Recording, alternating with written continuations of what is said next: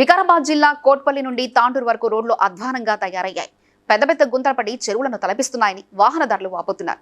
ఈ రోడ్డును పట్టించుకునే నాదులే కరువయ్యారని తాండూరు శాసనసభ్యులు బుయ్యని మనోహర్ రెడ్డి స్పందించి మరమ్మతు చేయించాలని కోరారు.